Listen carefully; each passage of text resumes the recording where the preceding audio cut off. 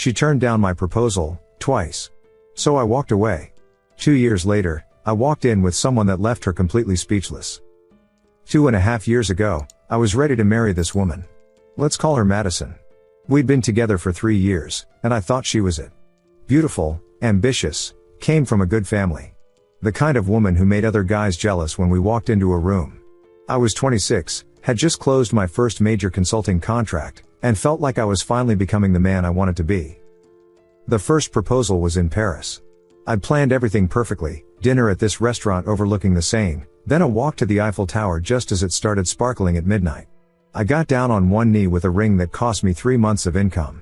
She looked at me, and I'll never forget her face. It wasn't shock or joy. It was disappointment. Like I'd just ruined her Instagram moment. "Oh my God, stop," she said, laughing nervously. "Get up. People are staring." She played it off like I was joking. Said we were too young, that she needed to focus on her career, that marriage was such a big step. But I saw the way she looked at that ring, calculating its worth, wondering if she could do better. She spent the rest of the trip on her phone, barely present. 6 months later, I tried again. Thought maybe she needed something more traditional, with her family there. Her birthday dinner, both our families present, her favorite restaurant. This time she didn't even let me finish. Cut me off mid-sentence with this forced laugh. "Babe, we talked about this. I'm just not ready. Why are you being so pushy?" Pushy. That word hit different. Her mother looked embarrassed. Her sister wouldn't make eye contact. Her father just shook his head slightly. That's when I knew, they all knew something I didn't. Or maybe something I'd been refusing to see. The next 3 weeks were revealing. She became distant but not in a breaking up way. More like she was keeping me on retainer while she explored her options. I found out through a friend that she'd been telling people I was sweet but maybe too eager and that she needed to make sure she wasn't settling. Settling. After 3 years, I was someone she'd be settling for. I didn't make a scene. Didn't beg.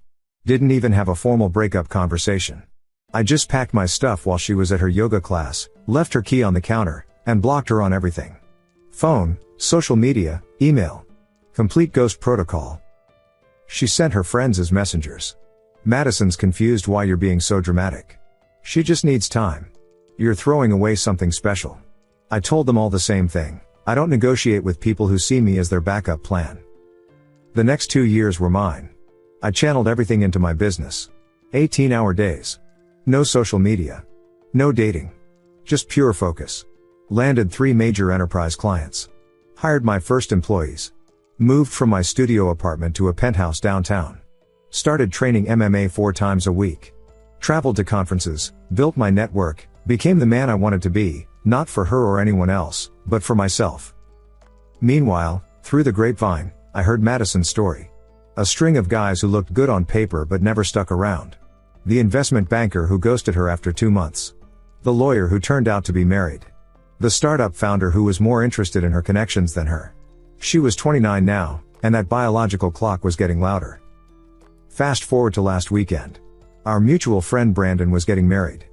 Big wedding, 300 guests, the kind where everyone from our old circle would be there.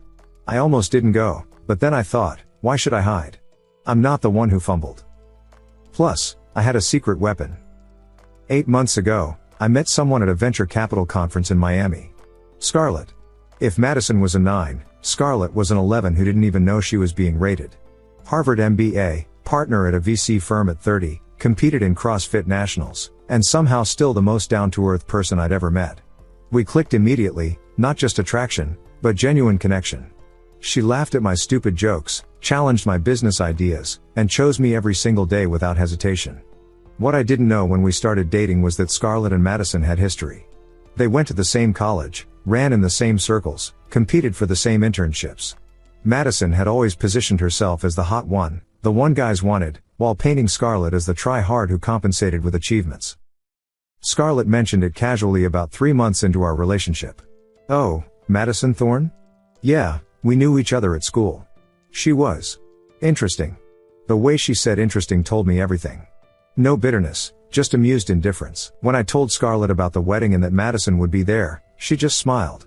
"Well, this should be fun." The wedding was at this estate outside the city. We arrived fashionably late, Scarlett's idea. She wore this black dress that was elegant but made a statement. I walked in feeling like a completely different person than the one who got rejected in Paris.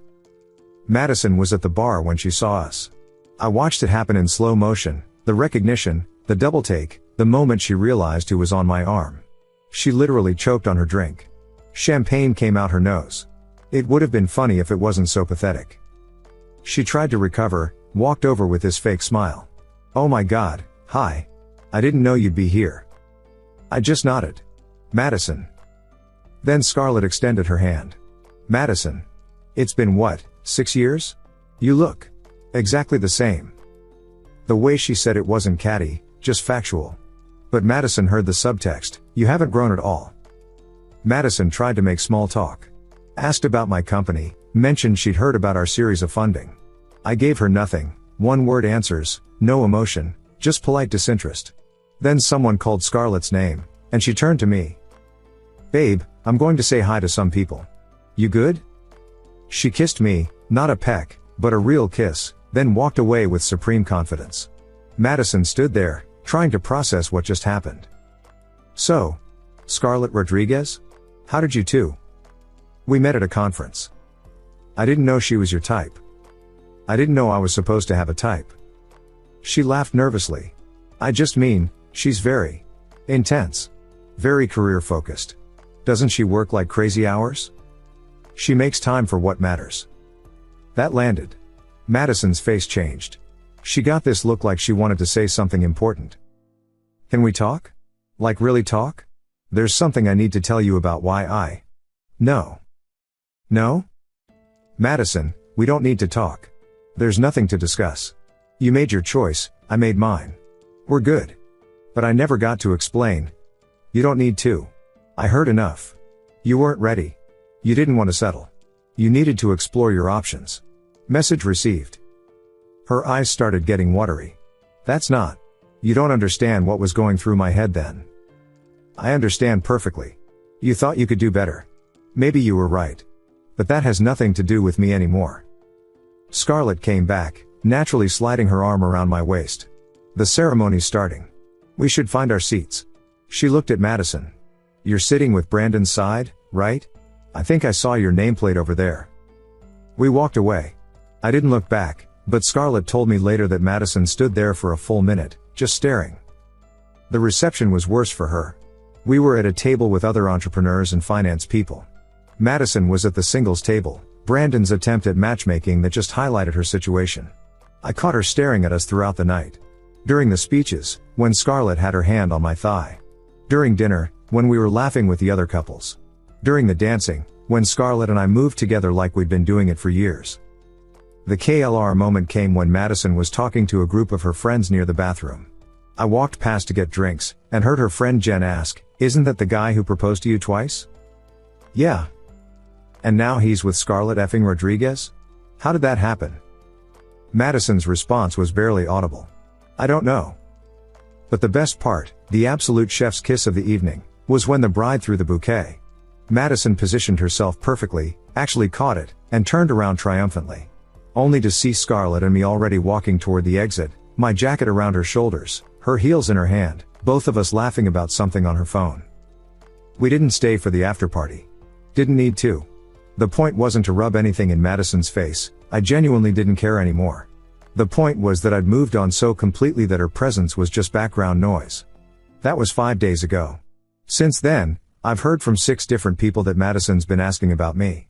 Wanting to know if Scarlett and I are serious. If we're living together, we are. If I ever talk about her, I don't. One of her friends even reached out directly, saying Madison realizes she made a huge mistake and wants to apologize properly. I left that message on read. I'm not posting this for validation or to gloat. I'm posting because I need to process the fact that the woman who broke me, who made me question my worth, who thought she was too good for me, is now watching me live the life she could have had, with a woman she could never compete with. And I feel absolutely nothing about it. Update 1, 2 weeks later, didn't expect this to blow up the way it did. Some of you asked for an update, and honestly, things have gotten weird enough that I need to write this out. So after the wedding, I thought that would be the end of it. Madison and I don't run in the same circles anymore, and I figured she'd gotten the message. I was wrong. It started with LinkedIn. She viewed my profile 3 times in 1 week. Then came the friend requests on platforms I barely use. Then she followed my company's Instagram. All desperate little digital footprints. But here's where it gets interesting. Scarlett's best friend, Priya, called her last week laughing her sauce off. Apparently, Madison had reached out to her trying to reconnect and catch up on old times. They were never friends. They barely knew each other. The conversation quickly turned to fishing for information about Scarlett and me.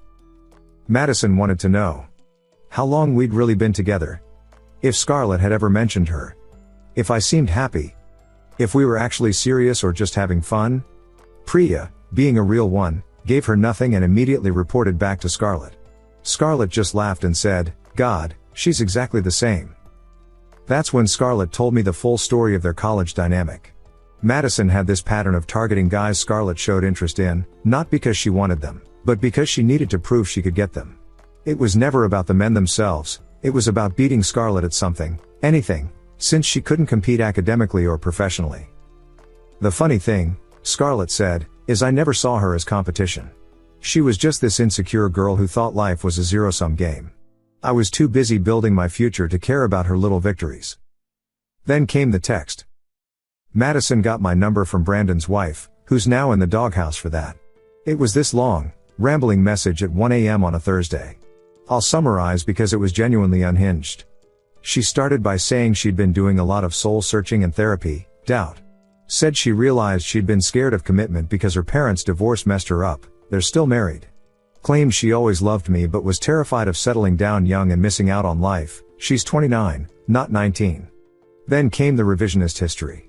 Apparently, she'd been pressured by her friends to play the field. She was confused about what she wanted. She thought I'd wait for her to figure things out because what we had was special.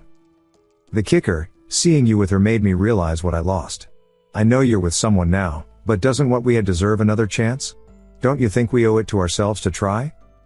I showed it to Scarlett. She read it, handed my phone back, and said, "You should respond." Really? Yeah. She needs to hear it from you, clearly and directly, or she'll create some fantasy where you're with me to get back at her. So I responded. Madison, there's nothing to figure out. You didn't lose anything, you threw it away. Twice. I'm not with Scarlett to make you jealous. I'm with her because she chose me, completely and without hesitation. That's what I deserve. That's what everyone deserves. I hope you find someone who makes you feel the way Scarlett makes me feel, like you're their first choice, not their fallback plan. Please don't contact me again. She responded within minutes, "You're making a mistake. She's using you to get back at me." I blocked her number.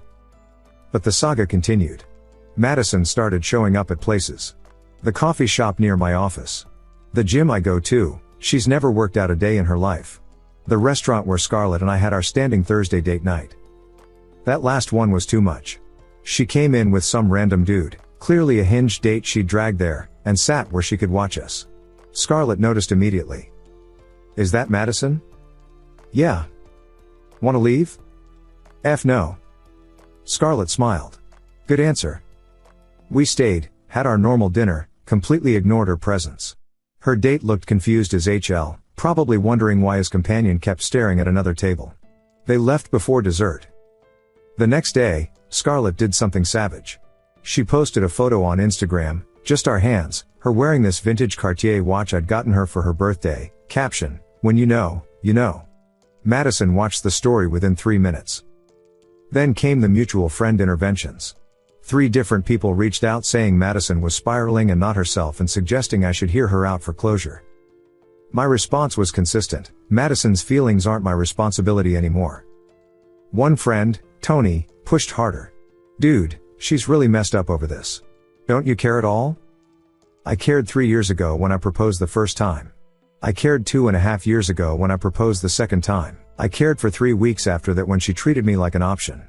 Then I stopped caring. That's not cruelty, that's growth. But you guys had something special. No, I thought we had something special. She thought she had something temporary until better came along. Turns out we were both right. The best update though? My company just closed our Series B funding. $30 million at a $150 million valuation. Scarlett's firm led the round.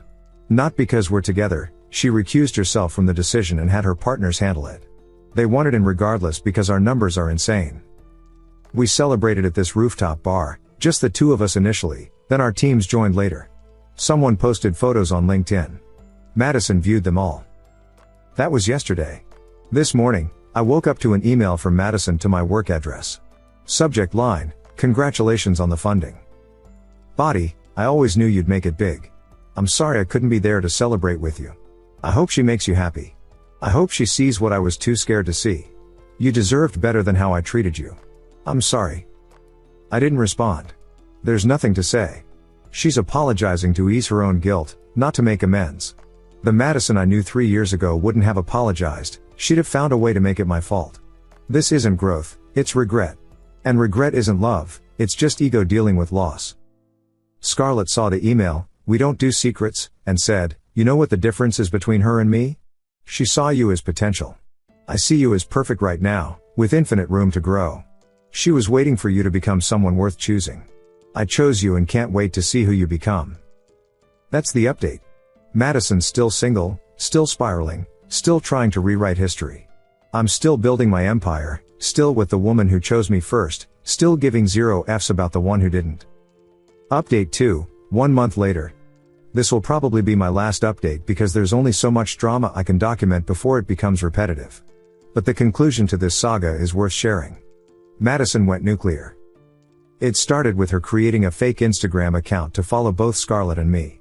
The username was something generic, the profile was private, but Scarlett figured it out immediately when the account started watching all our stories within minutes of posting. Then Madison made her first mistake. She replied to one of Scarlett's stories, a photo from our weekend trip to Napa. Just a fire emoji. Scarlett screenshotted it, "Send it to me with your ex is getting sloppy." We blocked the account. 2 days later, another one popped up. Blocked again. This went on for 2 weeks. Then she tried a different approach, she started dating someone in our industry. Matthew Chen, founder of a competing consulting firm. Smaller than mine, but legitimate. They met at some networking event, and within a week, she was plastering their relationship all over social media. The posts were strategically crafted, same restaurant Scarlett and I went to, similar poses in photos, even a weekend trip to Napa exactly 2 weeks after ours.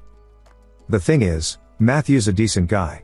We'd actually been friendly competitors, grabbed beers a few times, referred clients to each other when projects weren't good fits. So when he texted me, "Hey man, just wanted to give you a heads up I'm seeing Madison.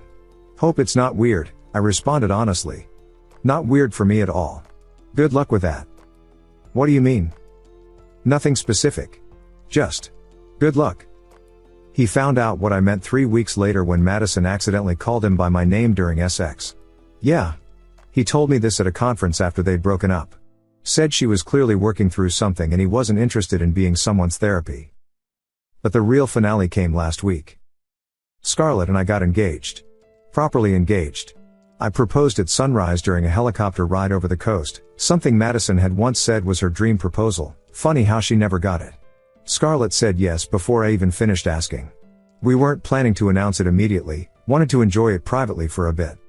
But then we ran into Madison at a charity gala we couldn't skip. One of Scarlett's partners was being honored. Madison was there as someone's +1, looking desperate in a dress too young for her and hovering near the bar like it was home base. She saw the ring on Scarlett's finger immediately. I watched her face go through every stage of grief in about 10 seconds. Then she did something I didn't expect, she walked straight up to us. "Congratulations," she said, voice steady. "You look happy." "We are," Scarlett replied simply. Madison turned to me. "Can I talk to you? Just for a minute? I promise it's the last time I'll ever ask." Scarlett looked at me, squeezed my hand, and said, "I'll be at our table." Madison and I walked to a quiet corner. She looked older, tired. The party girl energy was gone. "I effed up," she started. "I know." "No, you don't. Not really. You think I was shopping around for better. That wasn't it." "Then what was it?"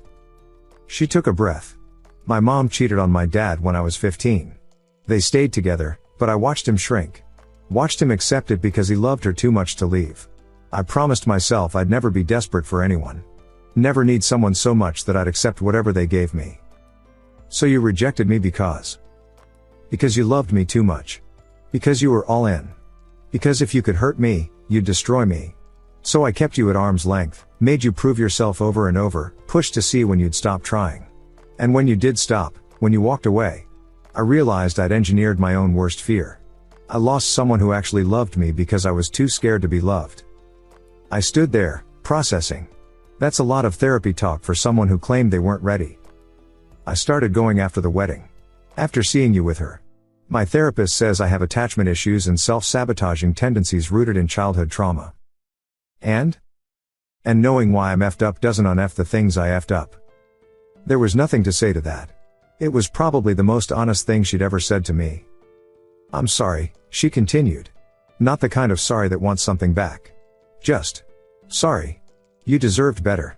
Scarlett's lucky, but not because she got you. She's lucky because she's smart enough to know what she has.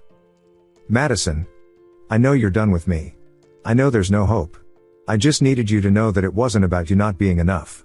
It was about me being too broken to accept something good. She started to walk away, then turned back. For what it's worth? That ring is perfect. The one in Paris was nice, but this one is her. You know her. You see her. That's why she said yes. Then she left. Not dramatically, not tearfully.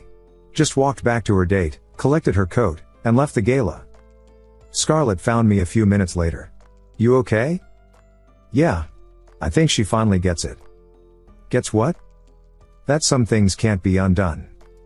We went back to our table, enjoyed the rest of our night. Madison had blocked us both on everything by the next morning. Mutual friends say she's taking a social media break, focusing on work, actually doing therapy. I hope she figures her SHT out. Not because I care about her specifically, but because everyone deserves to heal from whatever breaks them. But that's her journey now. Mine is with the woman wearing my ring, building our empire together, creating something Madison never understood, a partnership where both people choose each other, completely and without reservation. Scarlett and I are getting married next spring. Small ceremony, just family and real friends. Madison won't be invited, obviously, but I doubt she expected to be. The boy who proposed to her twice doesn't exist anymore. In his place is a man who learned that someone's inability to love you isn't a reflection of your worth, it's a reflection of their limitations. And that man? He's exactly where he's supposed to be. Final update, 6 months later. I wasn't going to update again, but something happened yesterday that feels like actual closure, so here's the real ending to this story. Scarlett and I got married 3 months ago. Tiny ceremony in Big Sur, just 30 people. Perfect doesn't even describe it. My company's now valued at $400 million after our latest round. Scarlett made partner at her firm, youngest in their history. We bought a house in Palo Alto. Life is genuinely effing incredible. But this isn't about flexing. It's about what happened at a coffee shop yesterday morning. I was in the old neighborhood for a meeting with early investors. Stopped at this place I used to go to all the time when Madison and I were together. Just wanted decent coffee and nostalgia hit different that morning. She was there. Sitting alone, laptop open, actually working. She looked different, not older, just settled. The frantic energy was gone. She was wearing normal clothes, not the carefully curated outfits she used to stress over. Her hair was in a ponytail. She looked like a real person instead of an Instagram post. We made eye contact. I could have left. She would have pretended not to see me. But something made me walk over. Hi. She looked up, surprised. Hi. Mind if I sit for a minute? Your wife wouldn't mind? Scarlett doesn't do jealousy. She's secure enough to know where home is. Madison smiled, a real smile. Must be nice. I sat down. Up close, I could see she'd actually changed. The nervous energy was gone. The constant phone checking, the scanning of the room to see who was watching, all gone. You look good, I said. Calm, therapy and medication work wonders. Turns out I have generalized anxiety disorder and ADHD. Who knew? How's work? Left fashion. I'm doing UX design now. Bootcamp graduate as of 2 months ago. Just landed my first real project. That's a HL of a pivot. Yeah, well, spending your 20s chasing validation through other people's perception of you isn't a sustainable career path. We sat in silence for a moment. Then she said something that hit different. I saw the wedding photos. Your friend Kevin posted some. You looked happy. Real happy. Not performance happy, Just happy. I am. Good. That's good. She paused. Can I tell you something weird? Sure. I'm grateful you left. I know that sounds effed up, but I mean it. If you'd stayed, if you'd accepted my BS, I'd still be that person. Still be running from commitment, still be treating people like safety nets, still be destroying good things because I was scared of wanting them. And now? Now I'm single by choice, not by default. Working on myself. Learning to be alone without being lonely. Dating myself, as cringy as that sounds. It doesn't sound cringy. It sounds healthy. Your leaving taught me something. Love isn't about finding someone who'll tolerate your worst behavior. It's about becoming someone worthy of another person's best. I wasn't ready to be anyone's partner. I was just collecting boyfriends like trophies, proof that I was wanted without ever risking wanting back. My phone buzzed. Text from Scarlett, meeting running late. Dinner at 8 instead? I replied, perfect. Love you. Madison saw the exchange. She knows you're talking to me? I told her I was in the old neighborhood. She probably figured I'd run into you eventually. And she's not worried? About what? You can't lose something that's already yours. That landed. Madison nodded slowly. She's different from how I remembered, Madison said. I mean, she was always brilliant, but there's something else now. She's the same person. You just never really saw her because you were too busy competing with her. I wasn't competing. I was just... Madison. Come on. She laughed, caught. Okay, yeah. I was totally competing. God, I was exhausting, wasn't I? You were young. We all were. You weren't. You knew what you wanted at 26. I'm 30 and just figuring it out. Everyone's timeline is different. She closed her laptop. Can I ask you something? And I want an honest answer. Shoot. Do you ever think about what would have happened if I'd said yes? Either time? I thought about it. Really thought about it. We would have gotten married. Had a nice wedding. Good honeymoon. Then reality would have set in. You would have resented me for trapping you. I would have spent every day wondering when you'd leave. We'd have made each other miserable trying to force something that wasn't meant to be. You don't think we could have been happy? I think we would have been Instagram happy. Curated happy. Performance happy. But Sunday morning, coffee in bed, no makeup, building something real happy? No. That was never us. It's you and Scarlett though. Yeah. It is. She stood up, gathered her things. I should go. But I'm glad we talked. Really glad. Me too. Tell Scarlett. Tell her she won. Fair and square. There was never a competition, Madison.